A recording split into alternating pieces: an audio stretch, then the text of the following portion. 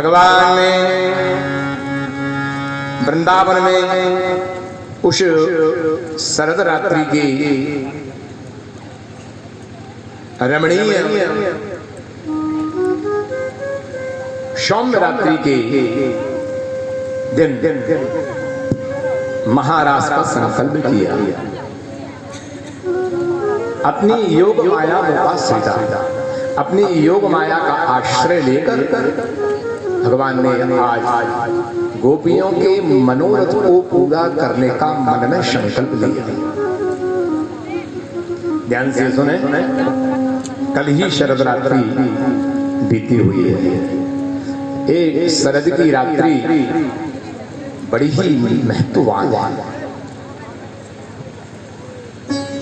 शरद की रात्रि की दिन रात्रि में चंद्रमा 16 कलाओं से उदित होता है और उन 16 कलाओं से उदित में चंद्रमा में जो अमृत तत्व है वह सृष्टि पर समस्त प्राणी और वनस्पतियों पर किरणों के माध्यम से अमृत तत्व की वर्षा होती है।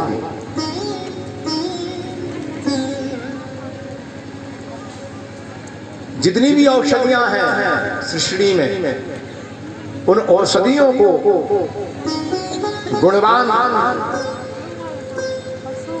करने के लिए चंद्रमा शरद रात्रि की चांदनी में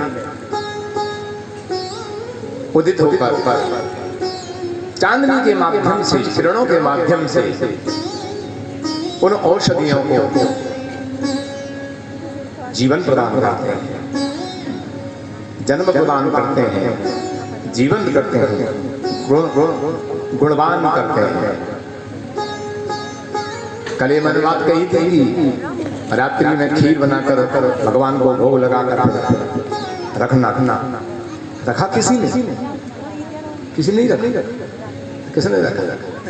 सुबह खीर खाई चंद्रमा की चांदनी वाली शरद रात्रि में गोपियों का मनोरथ पूरा करने के लिए महाराज का संकल्प लेकर के किया। सुखदेव जी महाराज कहते हैं, निशम्य गीतम तदनंग वरधरम ब्रजस्त्रियः कृष्ण गृहीत मानसा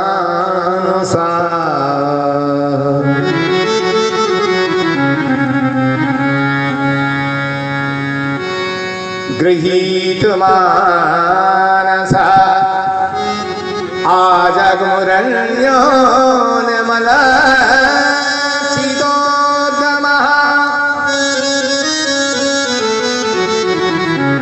ब्रजस्त्रिय कृष्ण गृहीत मानसा आजगमुरण्यो निर्मलचितोद्गमः सयत्र क्रांतो जबलोलकुंडला निशम्य गीतम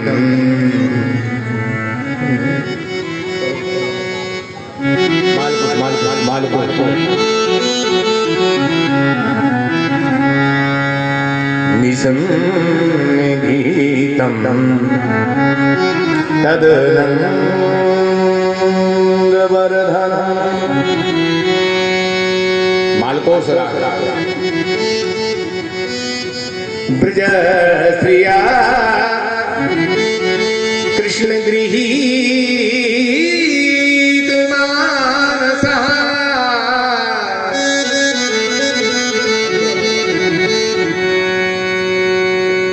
आजगमुरण्यो निर्मलचितोद्गमः सयत्र कांतो जबलोलकुंडला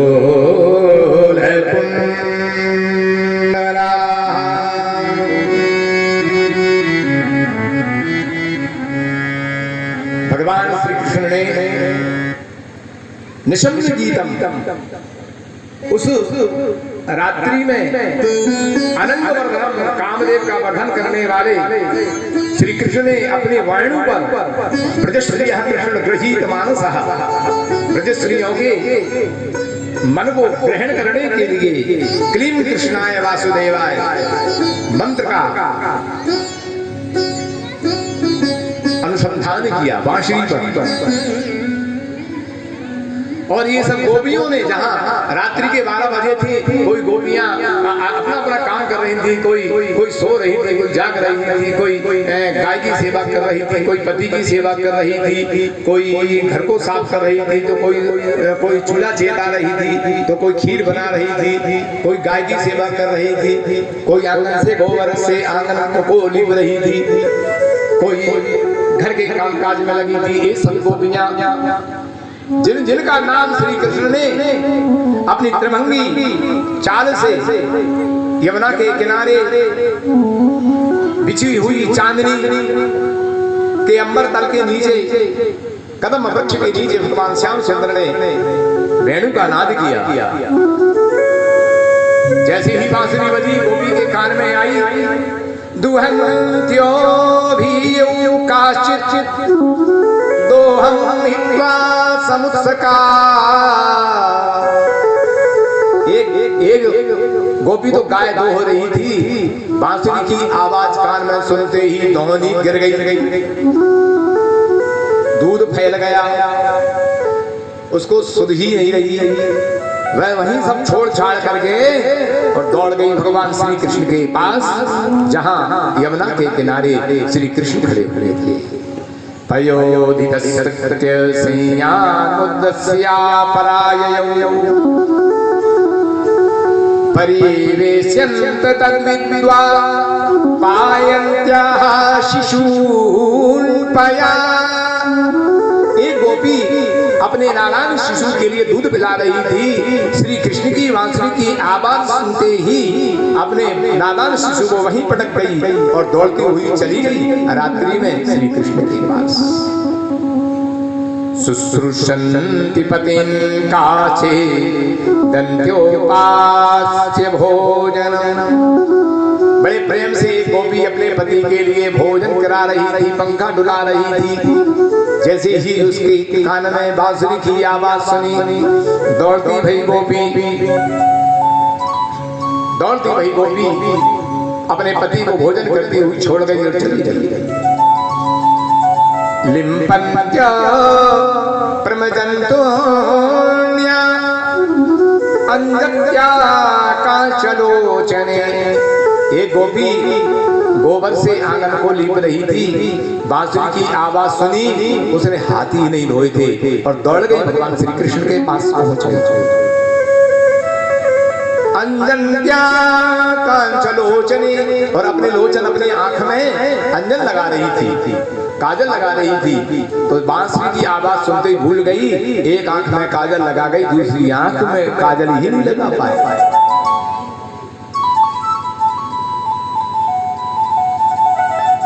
सुखदेव जी महाराज कहते हैं, गोपियों की मनोदशा ऐसी हो गई। भगवान श्री कृष्ण कहते हैं, ब्रजस्त्रियः कृष्ण गृहीत मानसः। श्री कृष्ण ने उनके मन को अपने वश में कर दिया। और जिसका मन वश में हो जाए वो क्या उसका शरीर वश में रहता है? वो तो कुछ भी करे।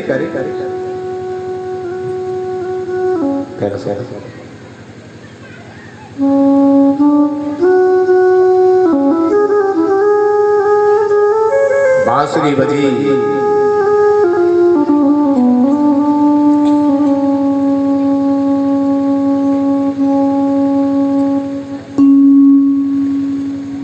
कैसी बांसुरी बजी। शिव समाधि भूल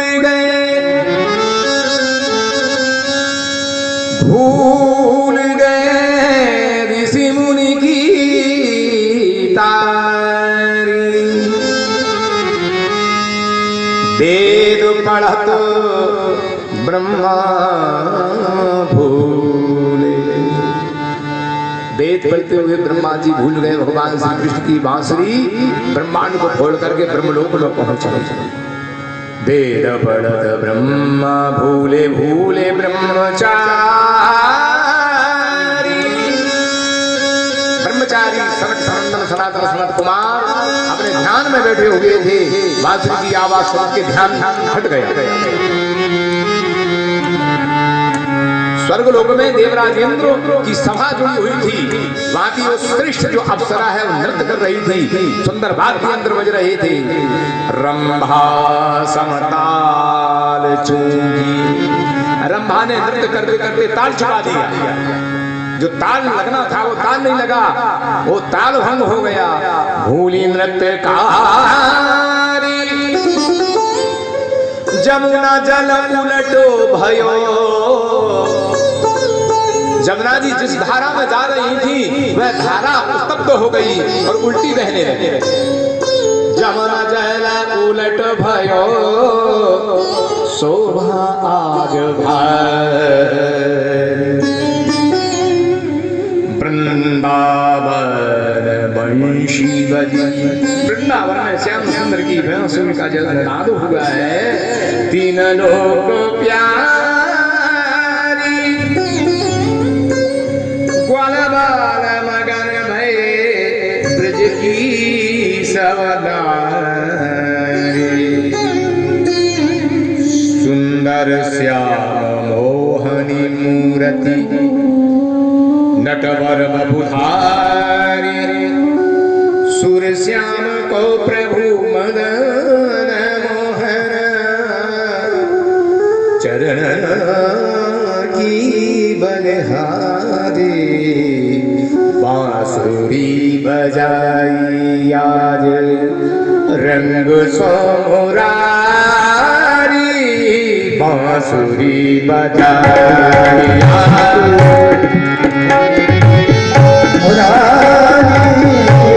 बांसुरी बजाया बांसुरी बजाया रंग बांसुरी बजाया बांसुरी बजाया बांसुरी बजाया। भगवान श्याम सुंदर ने ऐसी बांसुरी बजाई। गोपियों की क्या दशा हुई? बांसुरिया मोहि बावरी कर गई।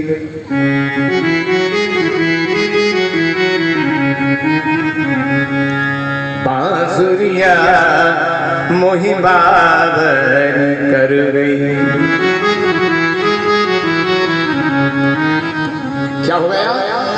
तन मन रंग रंगे श्याम ही संग। तन और मन श्याम सुंदर के श्याम रंग में रंग गए। मध्य की गति अपने संग हर गई। मध्य की गति बांसुरी ने अपने स्वर के द्वारा श्री कृष्ण के साथ में हरण कर लिया। फिर क्या हुआ? ना कछु सुनी समुझी काहू की।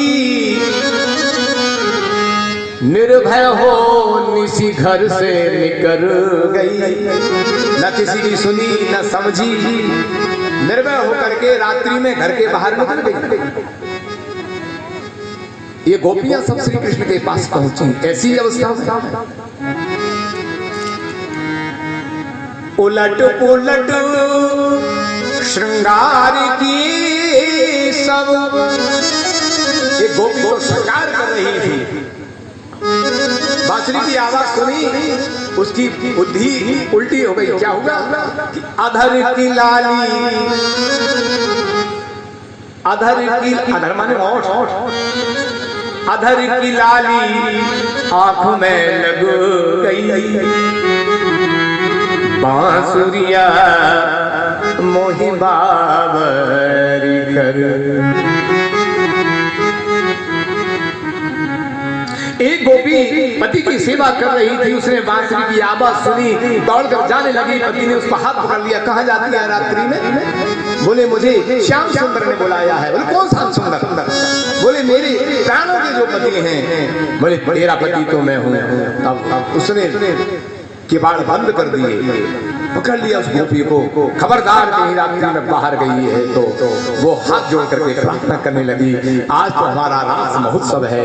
ये गोपियां कोई साधारण गोपियां नहीं थी साहब, ये गोपियां दंडकारण्य में तपस्या करने वाले सारे ऋषि मुनि थे। जब भगवान राम दंडकारण्य में वन में जब गए, उनकी सुंदरता को देखकर सारे ऋषि मुनि उनको उनके मन में ये भगवान से रमण करने की इच्छा उत्पन्न हुई और भगवान से प्रार्थना की कि प्रभु आपसे हम रमण करना चाहते हैं। भगवान श्री राम बोले कि इस समय मेरा मर्यादा का स्वरूप है, इसलिए तुम्हारी मनोरथ पूरा नहीं कर सकता। द्वापर युग में यदुवंश में जब मेरा कृष्णावतार होगा, तुम गोपी बनना, मैं कृष्ण बनूंगा।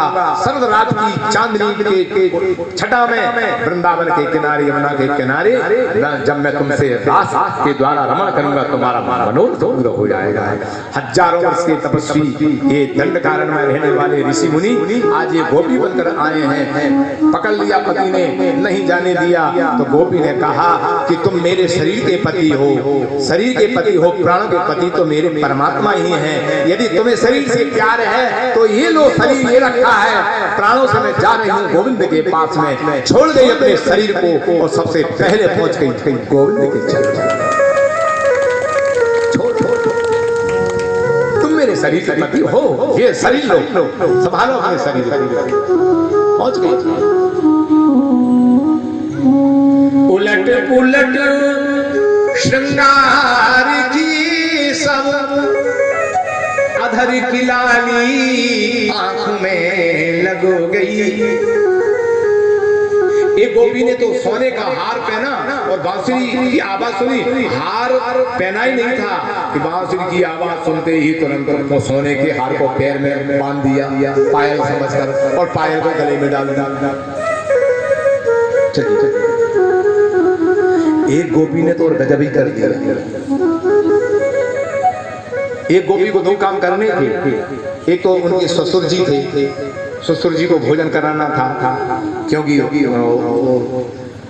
शरद पूर्णिमा को खीर बनाई जाती है, तो सुंदर खीर बनाई थी। ससुर जी को भोजन के लिए आसन पर बिठा दिया। खीर ठंडी हो रही थी और यह थाली में, और उसकी जो गाय की सेवा करने के लिए खारो और बनौला आदि उसकी सानी भी तैयार थी। जैसे ही उसने बांसुरी की आवाज सुनी तो वो नहीं समझ पाई कि मैं क्या कर रही हूँ। गौ को खीर, ससुर की जो थाली थी, गौ को खीर, ससुर को भूसी। जो भूसी की डलिया थी वो ससुर जी के सामने रख दी। वो भोजन करने के लिए बैठे थे, बढ़िया आसन पर। ससुर को भूसी और कहने लगी कि आप खाओ। लो ससुर जी भूसी खा। गौ को खीर, ससुर को भूसी, भई बिहल दोनों को परस गई बांसुरिया।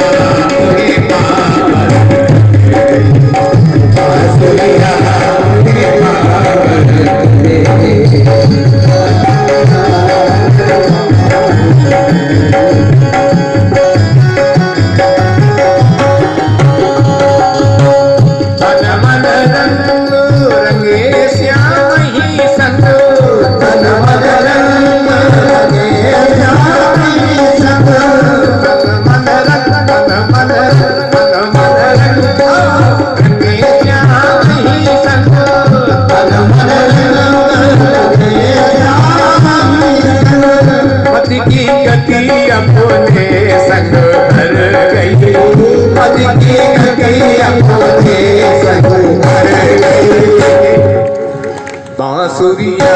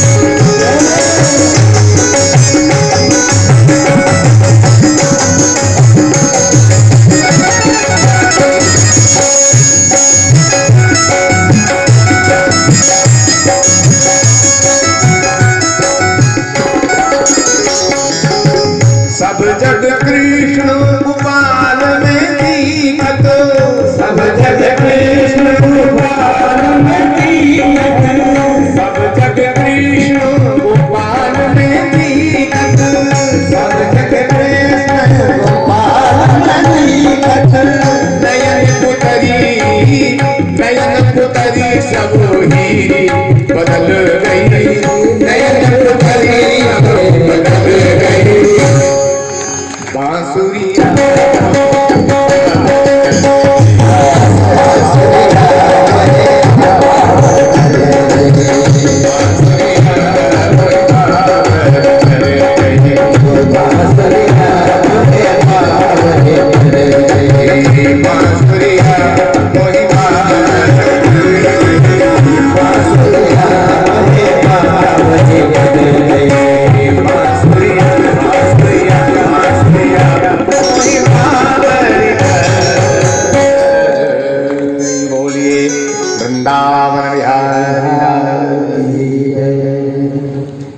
भगवान श्री कृष्ण के पास से गोपियां पहुंची हैं। भगवान बोले स्वागतम वो महाभागा प्रियम किम करवाणि वा ब्रजस्यानामयं कश्चित् भूतागमन कारणम्। हे महाभागो गोपियों, आइए मैं आपका स्वागत करता हूँ। मैं आपका क्या प्रिय कार्य करूं, लेकिन ये सब स्वागत करने के बाद में भगवान एक ऐसी बात कहने लगे जिसको सुनकर के गोपियां उदास हो गई। वे बोली ब्रजस्यानामयं कश्चित्, रात्रि के समय में तुम यहाँ अकेली कैसी आई हो? भूतागमन कारणम, तुम्हारे आने का कारण क्या है? लो लो, एक तो बुला लिया और फिर पूछ नहीं है कि आने का कारण क्या है। किसी को आप घर में न्योता दो और समय पर वो आ जाए, फिर कहो कि आइए आपका स्वागत है, आप कैसे आए, तो कैसा लगेगा? तो न्योता दिया है तब आए और पूछ रहे हो कैसे आए।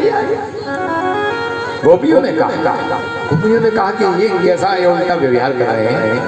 रजन्नेसा घोर रूपा घोर शतनिवेश निषेविता। देवियों, घोर रात्रि है और इस रात्रि में घर की कुल वधू को घर के बाहर अकेला जाना ठीक नहीं। लोग देखेंगे तो क्या कहेंगे? तुम्हारे घर माता है, पिता है, भाई है, बंधु, तुम्हारे पति हैं। लगता है कि तुम इस सुंदर चंद्रशदा की चांदनी का दर्शन करने के लिए आई हो। अब तुमने इस वृंदावन की शोभा का दर्शन कर लिया है, अब तुम घर में जल्दी लौट जाओ। तुम्हारे माता पिता, भाई, बंधु, पति तुम्हारी बात निकालेंगे। एक कुलवंती स्त्री के लिए रात्रि में घर से बाहर निकलना उचित नहीं है, क्योंकि भर्तु शुश्रूषणाम स्त्रीणाम परमो धर्मो है माया। स्त्री के लिए तो अपने पति की सेवा ही सबसे बड़ा धर्म है। एक ही धर्म एक व्रत ने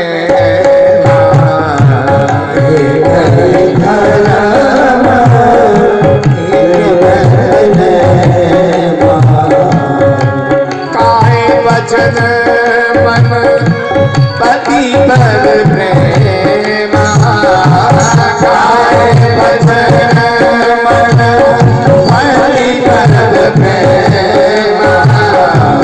एक ही धर्म एक व्रत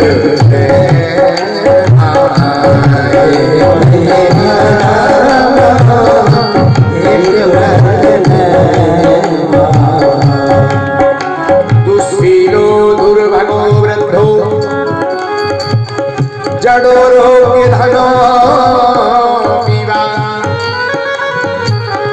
पति श्री भीर्णो लोके सुभिर्पात की। पति चाहे दुर्भागी हो, क्रोधी हो, कैसा भी स्वभाव का हो, स्त्री के लिए पति देवता होता है। और जो स्त्रियां अपने पति को देवता भगवान मान करके पूजा करती हैं, उनकी आज्ञा का पालन करती हैं, उनकी सेवा करती हैं, तो जो भगवान नारायण जोगियों को योग से मिलते हैं, तपस्वियों को तपस्या से मिलते हैं, ज्ञानियों को ज्ञान से मिलते हैं, भक्तों को भक्ति से मिलते हैं, दानियों को दान से मिलते हैं, यज्ञकर्ताओं को कर्म कांड से मिलते हैं। वे ही परमात्मा एक स्त्री के लिए केवल पति की सेवा से ही प्राप्त हो जाते हैं। एक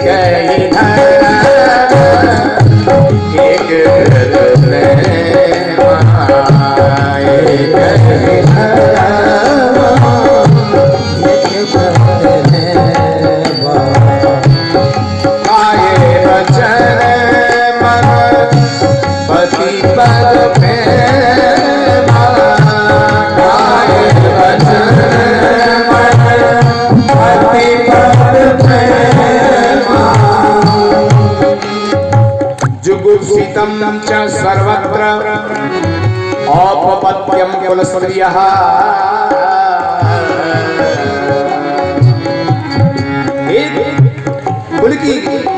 कुल खानदान की स्त्री अपने पति को छोड़ करके यदि वह स्वतंत्र होकर के कहीं पति की आज्ञा के बिना जाती है तो यह कार्य जुगुप्सितम बहुत घृणित है, निंदनीय है, आपराधिक है। इसलिए देवियों, तुमने यहाँ वृंदावन की शोभा का दर्शन कर लिया है, अब तुम अपने घर लौट जाओ।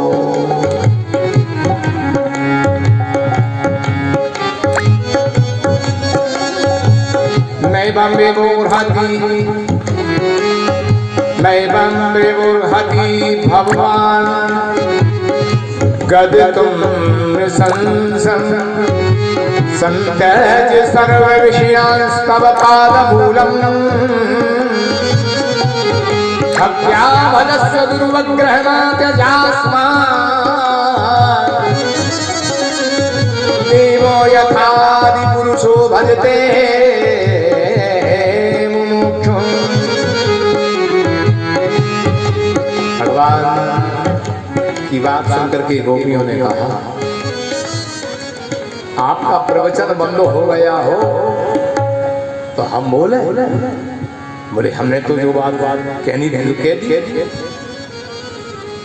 गोपियां बोली कि जैसे तुमने बात कही और हमने सुनी वैसे ही हम कहेंगे, तैसे तुम सुनना, बीच में मत बोल। बोले नहीं बोले। बोले आपने कहा है कि जो स्त्री अपने पति की मन लगा करके सेवा करती है उसके लिए योगियों की गति प्राप्त होती है, ज्ञानियों की गति प्राप्त होती है, तपस्वियों की गति प्राप्त होती है। तो आप थोड़ा ये बता दीजिए उस गति का नाम क्या है? देखो बड़े ध्यान से सुनना, उस गति का नाम बताओ क्या है? भगवान बोले कि सबकी गति तो मैं ही हूं, सबकी गति नहीं है। मुझे प्राप्त करने के लिए लोग योग करते हैं, ज्ञान करते हैं, ध्यान करते हैं, पाठ पूजा करते हैं, दान पुण्य करते हैं, सत्कर्म करते हैं, साधु सेवा करते हैं, ब्राह्मण सेवा करते हैं, गौ सेवा करते हैं। ये सारे सत्कर्मों की गति में हूं। गोपियों ने कहा शर्म नहीं बनी? एक तो कह रहे हो सबकी गति मैं हूं, और हमने यदि पतियों की सेवा मन लगाकर न करी होती तो तुम कैसे मिल गए? जो तुम मिले हो वो पतियों की सेवा से ही तो मिले हो। और यदि हमने पतिव्रत धर्म का आचरण न किया होता तो गोविंद तुम हमको प्राप्त हो जाते। भगवान ने कहा कि आज तो पकड़े गए, फंस गए, अब कोई सूझी नहीं भगवान को बात।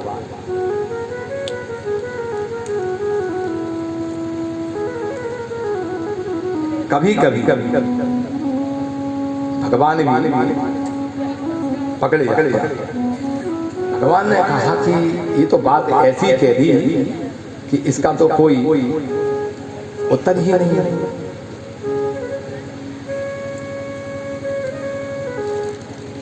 अब भगवान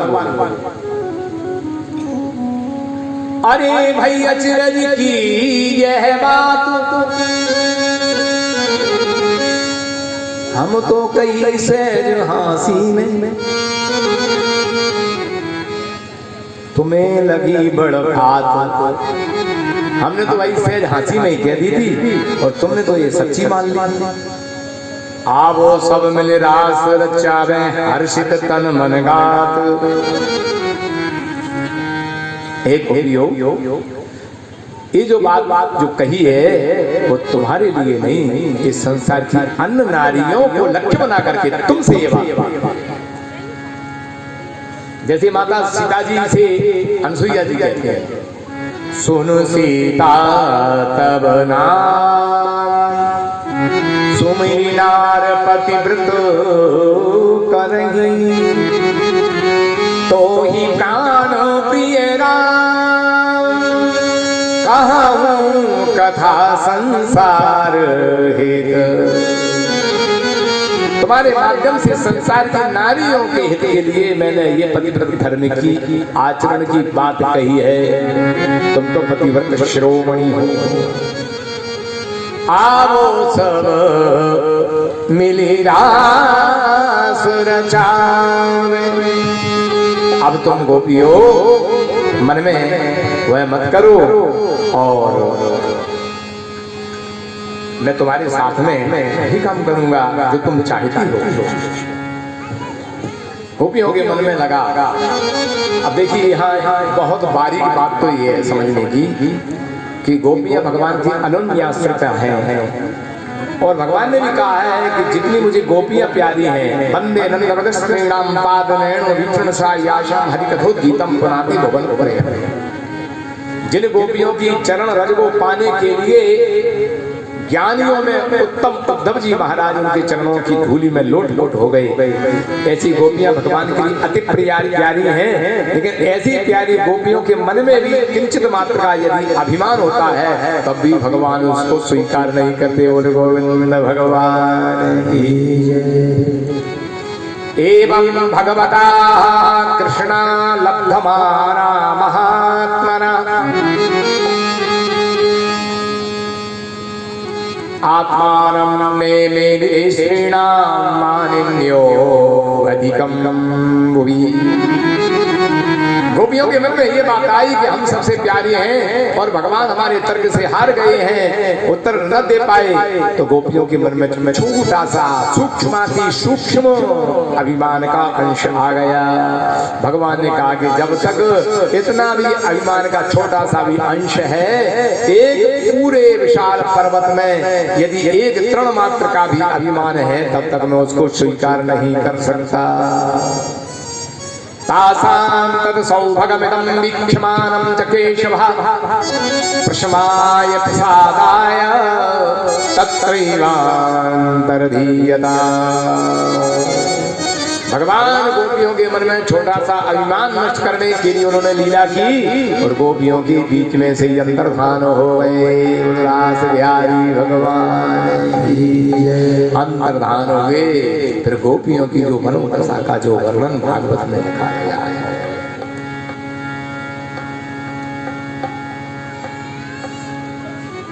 हे गोविंद तुम हमको छोड़ करके कहां चले?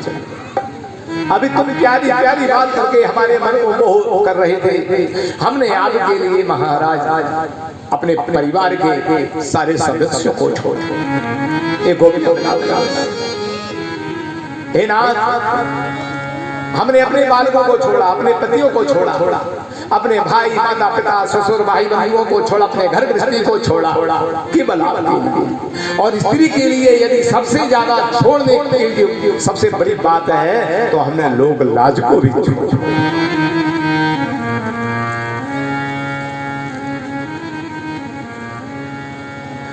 हम तो आपके प्यार में ऐसे बिक गए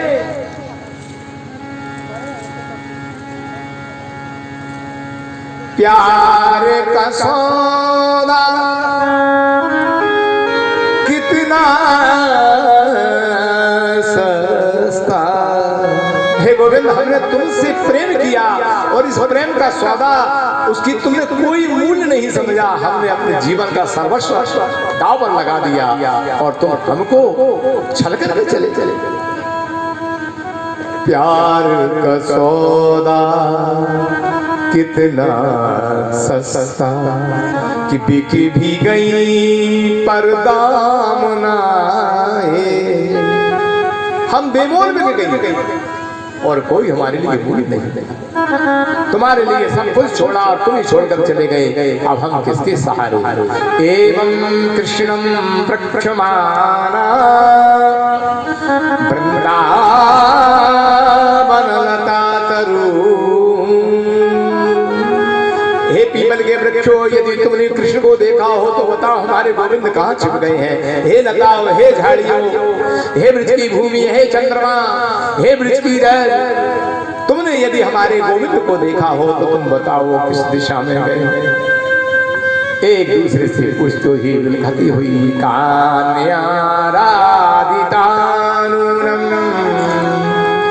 भगवान हरिश्वरा। ए गोपियां तुलसी से पूछ रही हैं, अरे तुलसी को पता होगा ये भगवान की हरि प्रिया है, ये भगवान के चरणों में रहती है, भगवान इससे बहुत प्यार करते हैं, ये गोविंद का जरूर पता बताएगी। दूसरी गोपी बोली, ये तो बता ही नहीं सकती क्योंकि ये तो हमारी सौत है। सौत क्यों बताने लगी अपने प्रियतम का संदेश, इससे मत पूछो भैया। अब पूछती गोपियां एक वन से दूसरे वन में, दूसरे वन से तीसरे वन में पूछती हुई हा कृष्ण, हा गोविंद, हे माधव, हे कृष्ण, हे ब्रजराज कहती हुई लिख रही है। अनया राधितानूनम भगवान हरिश्वरा।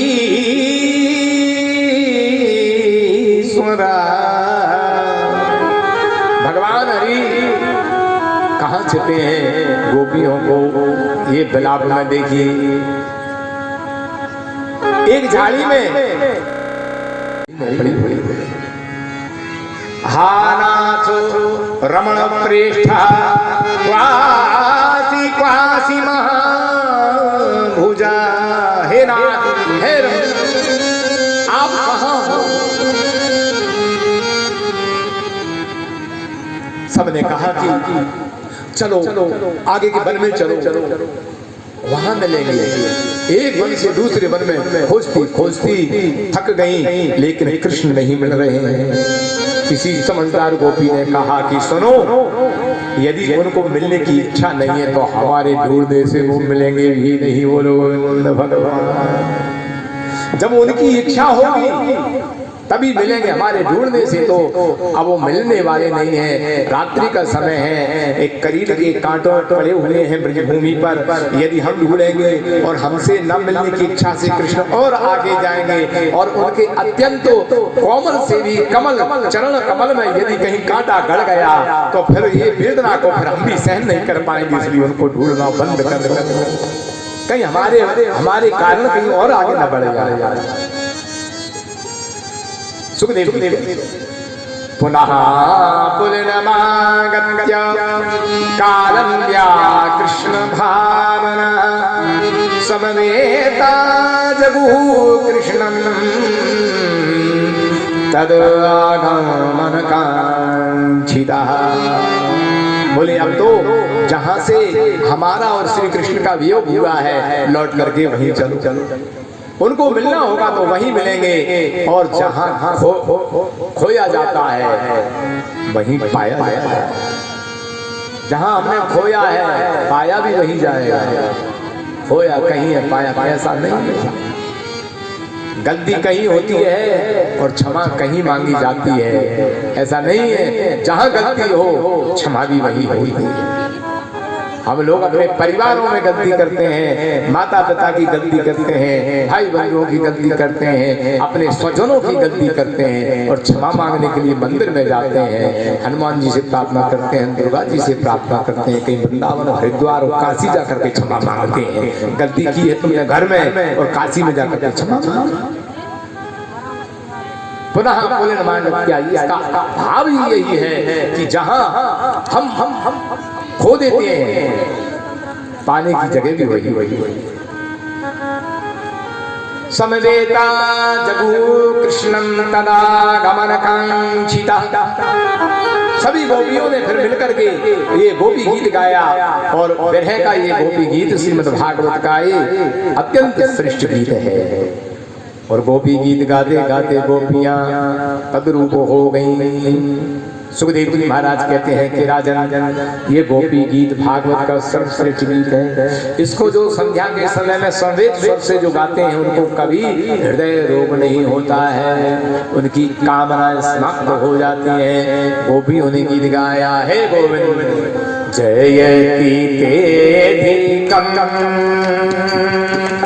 जन्मना व्रजा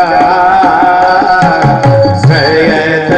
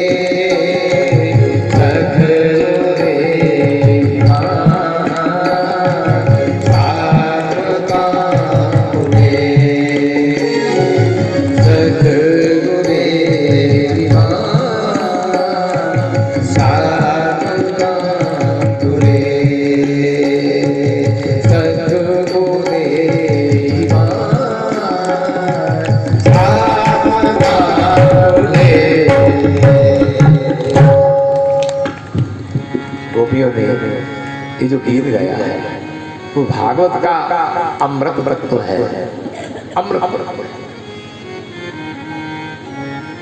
भागवत में 12 स्कंद है। 12 स्कंद का सार 10वां स्कंद है और 10वां स्कंद का सार रास पंचाध्यायी है और रास पंचाध्यायी का सार गोपी गीत है जो मैंने आपको गाया संस्कृत में। समझ में भले ना आया हो लेकिन सुनने में तो अच्छा लगा होगा। थोड़ा सा समझा देता हूँ। जयत तेदी कम जन्म नाम हे गोविंद, हे गोविंद, आप तीनों लोगों के स्वामी हैं, श्रीपति हैं, लक्ष्मी के स्वामी हैं। आपकी जय हो। आपके यहाँ अवतार लेने से ब्रज की महिमा मंडित हो। जो कमला है यानी कमल से कोमल कमला, कमला यानी लक्ष्मी। लक्ष्मी का प्रादुर्भाव कहाँ हुआ? कमल में, इसलिए उनको कमला कहते हैं। कमल से उत्पन्न हुई लक्ष्मी, उनका नाम कमला। भगवान श्याम सुंदर उनके श्रीअंग तो देखिए, कमल से अत्यंत कोमल, जो कमल की पंखुड़ियां ही कोमल होती हैं, और जो कोमल पंखुड़ियों में जो बैठे जो उत्पन्न हो और कितना कोमल होगा, वे और अत्यंत कोमल हैं। लक्ष्मी जी कमल से भी कोमल हैं, और लक्ष्मी जी से भी ज्यादा उनके कर कमल हैं।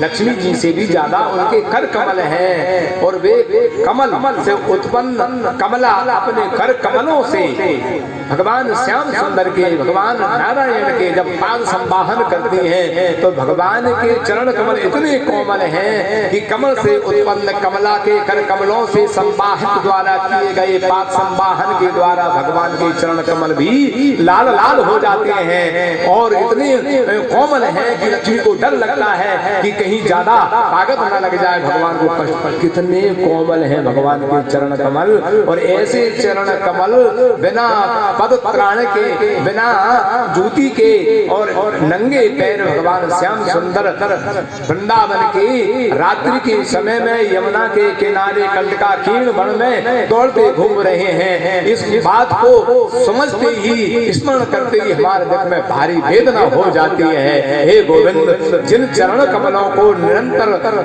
कमला निरंतर अपने कर कमलों से संवाहन करने लगती है, वे चरण कमल आज ब्रज में कंटका कीर्ण भूमि में घूम रहे हैं। ये हमसे सहन नहीं हो रहा। आपकी जय हो, आप जल्दी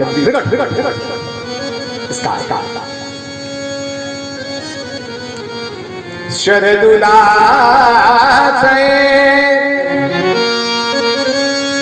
साधु सरस जो नरा श्री मुषादृसा सूरत नाथ ते असुर के दासिका वरद निर्न तो ने हिम्मधा। आपका शरद पूर्णिमा की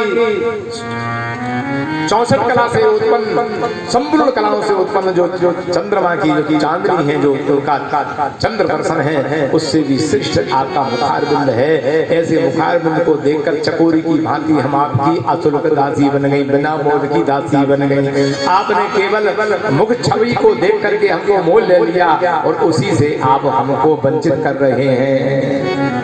हे गोविंद, हम कहना चाहते हैं कि हम नहीं समझती कि कोई किसी को तलवार से मारे तभी मारना होता है, किसी को विष दे करके मारे तभी मारना होता है, किसी को कटारी भौंक करके मारे तभी मारना होता है। हे गोविंद, अरे कुटिल, अरे कृष्ण, अरे कान्हा, अरे कपटी कृष्ण, भागवत में लिखा है, गोपियों ने कहा है कि तुम बड़े कुटिल हो, बड़े कपटी हो। कन्हैया, हम समझते हैं कि तलवार से तुम हमारा गला काट देती तो जल्दी मर जाती, और किसी पूर्व जन्म का पैर भजाने के लिए तुमने हमारे लिए अपने वियोग के राक्षस को सामने रख करके घुट घुट घुट मार करके मारने का आपने जो निश्चय किया है, वो निश्चित रूप से तुम्हारी ये मनोवृत्ति, कुटिल मनोवृत्ति का परिचायक है।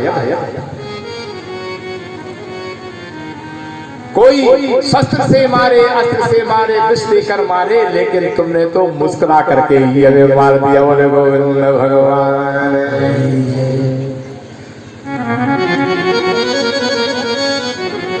ब्रज में कितने संकट आए, राक्षसों ने ब्रजों को नष्ट कर दिया, तुमने हमको क्यों बचा दिया? यदि इस तरह से ही मारना था, उस समय क्यों बचाया? नाग से बचाया, काली दैल से बचाया, नाग से बचाया, दावानल से बचाया, तृणावृत से बचाया, बकासुर से बचाया, घासुर से बचाया। इंद्र ने जल वृष्टि करी तब बचाया। क्यों बचाया? इसलिए बचाया कि उस समय तो जल्दी मर जाती, अब हम घुट घुट के मरेंगे, इसलिए बचा लिया। अरे तुम्हारे जैसा कभी तो कोई हो ही नहीं सकता। अब तुम्हारे बिना जीवन भी बेकार है, और मर भी नहीं सकती। ये तो हमारी दुर्दशा हो गई। क्यों?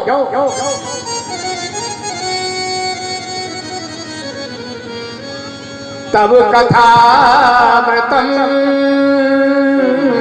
तत् जी सुना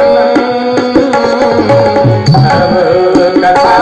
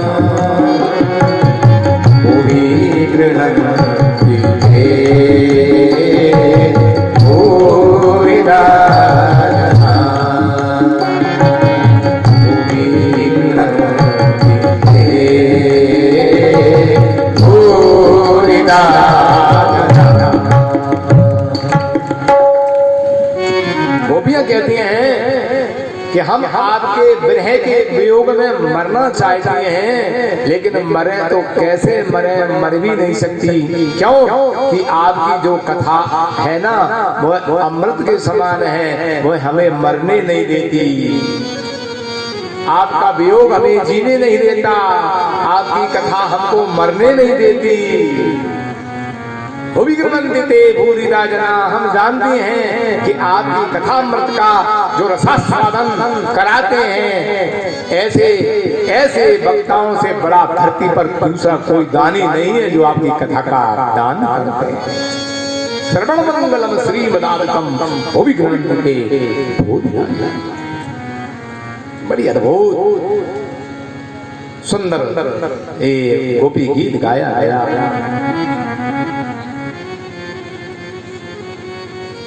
इस तरह से गोपी आपस में साथ समवेत स्वर से गाती हुई इति गोप्या प्रगायन्त्य प्रणपन्तस्य चित्रधा रुरुदुः सुस्वरं राजन् कृष्ण दर्शन लालसा।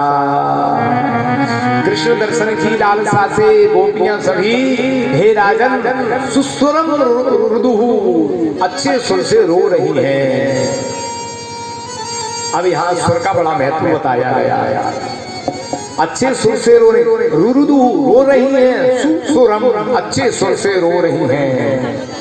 लोग अच्छे सुर से गा नहीं पाते, ये तो अच्छे सुर से रो रही हैं। यदि रोना भी सुर में हो, रोना भी अच्छा लगता है, और गाना यदि भेष हो रहा हो तो गाना भी बुरा लगता है। इसलिए सुर में ईश्वर का निवास है, सुर में सरस्वती का निवास है। यदि कोई सुर से गाली भी दी तो गाली भी बड़ी अच्छी लगेगी, और यदि कोई बेसुरा होकर के स्तुति करे तो बस बस रहने ठीक। कोई सुर में अच्छे बढ़िया भगवान का भजन चल रहा हो या कीर्तन चल रहा हो, कोई बढ़िया मीठा मीठा नृत्य करे तो थोड़ा थोड़ा मटकना भी बड़ा अच्छा लगता है। और कोई बेसुरा मटक देखने में बड़ा लगता है, अरे तू क्यों मटक। नृत्य कहते हैं, आत्मा नृत्य कहा, आत्मा नृत्य करे। उपनिषद का वाक्य है कि आत्मा हमारे नृत्य। तो सुर में ईश्वर का निवास है। सुखदेव जी कहते हैं रुरुदुः सुस्वरं राजन् कृष्ण दर्शन लालसा। भगवान श्री कृष्ण के दर्शन की लालसा से हे राजन ये गोपियां अच्छे सुर से रो रही हैं। तामसा मारुक्षौरी सुमयामुखं बुजहा।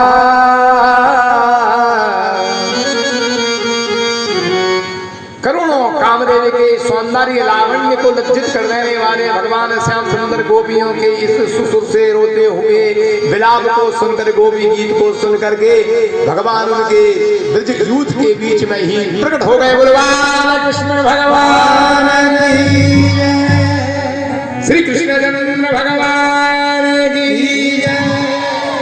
भगवान प्रकट गोपियों ने पकड़ लिया कि कहाँ चले गए थे। भगवान ने कहा कि मैं तुम्हारे पास ही तो था, कहाँ जाऊंगा तुमको छोड़कर। सब गोपियों की मन में एक थोड़ा सा अभिमान आ गया था। वो उसी अभिमान को नष्ट करने के लिए भगवान ने ये लीला की है। रासोत्सवा संप्रवृत्तो गोपी मंडल मंडिता। फिर वहाँ भगवान श्याम सुंदर ने और रासोत्सव किया। रासोत्सव मानी महाराज किया। जितनी गोपियां थी उतने श्री कृष्ण ने स्वरूप धारण किए। दो गोपियों के बीच में एक कृष्ण। हर गोपी समझ रही है कि कृष्ण केवल मेरे ही पास हैं, उसको दूसरी गोपी के पास कृष्ण दिखाई नहीं दे रहे। और भगवान श्याम सुंदर ने महाराज के आयोजन के लिए मन में संकल्प किया। रे मे रमेश ब्रज सुंदरी भी, रे मे रमेश ब्रज सुंदरी, रे मे रमेश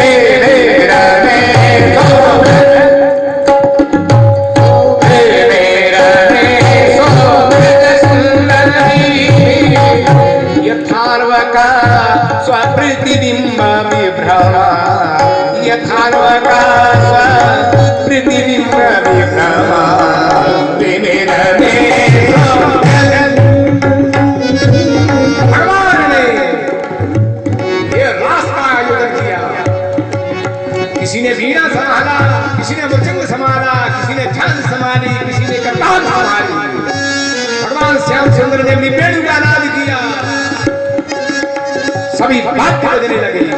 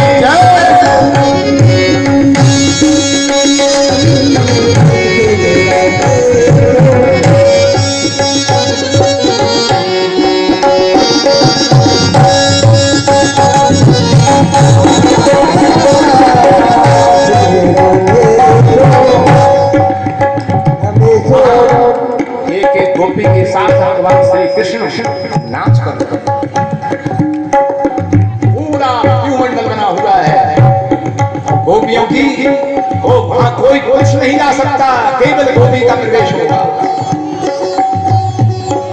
भगवान शंकर जी ने सुना महाराज हो रहा है और हम यहाँ कैसे बैठे रह जाए, कैसे बैठे रह जाए। भगवान शंकर आए तो रास में प्रवेश करने लगे। उनके साथ में पार्वती है।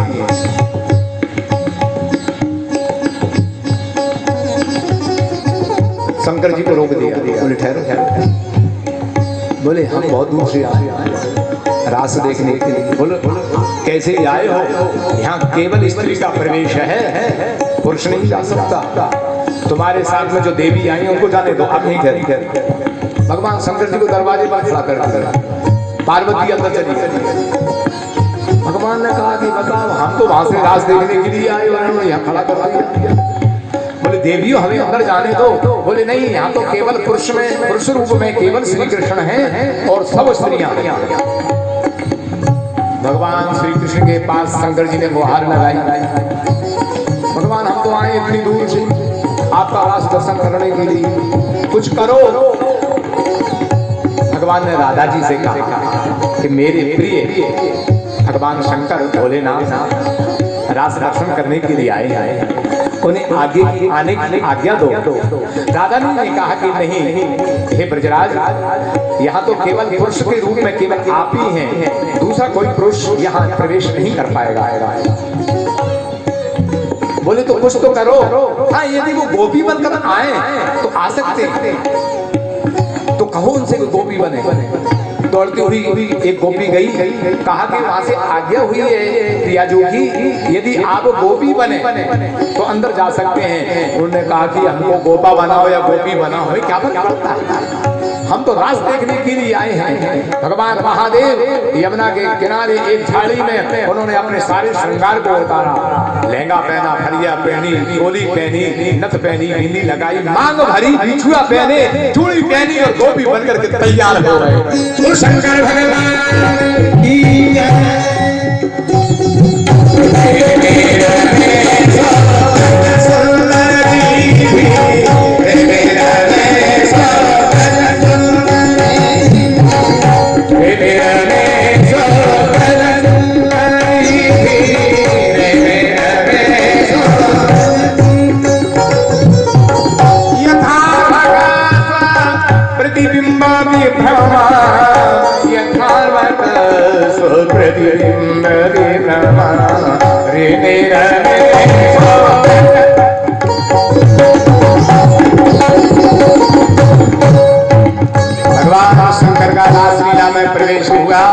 उनको देख करके भगवान श्री कृष्ण मुस्कुराने लगे। ये नई गोपी आई है, मोटी ताजी है, हट्टी कट्टी है, नई गोपी है, इसका नाम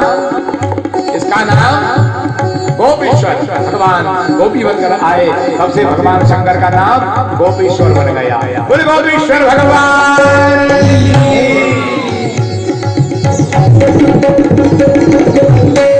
और रास आरंभ हो गया।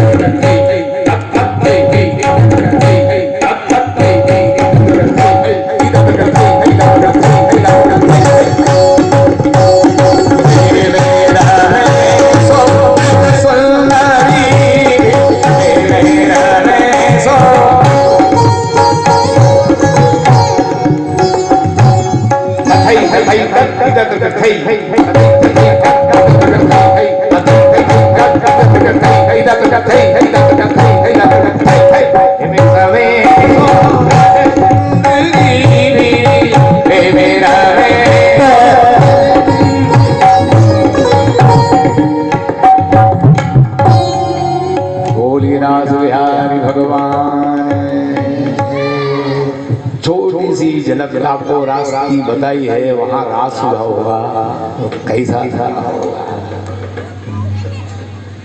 रासेश्वर नृत्य करत राधा संग प्यारी, राधा संग प्यारी सखी ब्रिज गोपी सारी, राधेश्वर नृत्य करत राधा संग प्यारी, राधेश्वर नृत्य करत राधा संग प्यारी,